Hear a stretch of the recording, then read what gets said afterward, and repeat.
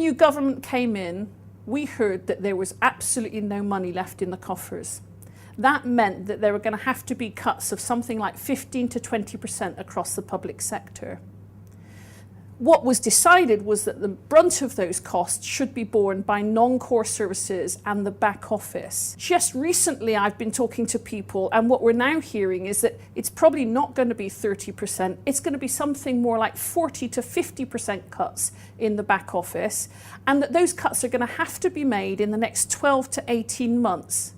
That's scary. The challenge then for the public sector is, how are they going to make those 40 to 50% cuts? Where do they cut? How do they cut? And how do they do that without damaging the business, without impairing the business's ability to carry on operating? So if they've been providing those services in the past, finance, HR, estates, procurement, IT, communications, if all of those services have been fundamental to the business in the past, how can we cut them by 40 to 50% and still operate effectively?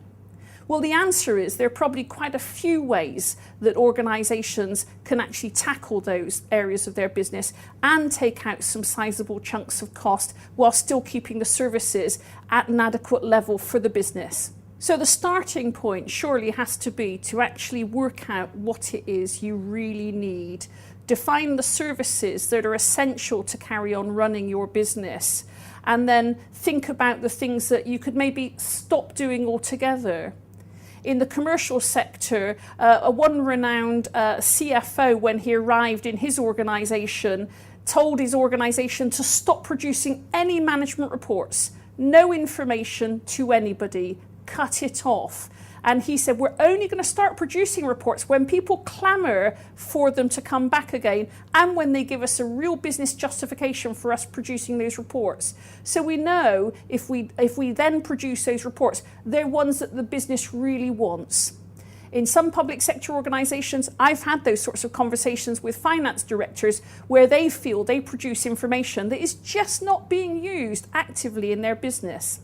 So thinking about what you really need to support the business and stopping doing the things that you really can survive without, that there isn't a huge business case for, that don't create value in your business, that surely has to be the starting place. Don't do those things. But then when you look at that, be clear about who your customers are, find out what their requirements are. Your services may be non-core services, but clearly people have been using those to do their own jobs, to provide their core services. So find out what is needed and define those requirements, and then you can use that as a basis for prioritising what you do, making decisions based on the money you've got available and the value you can add in the business.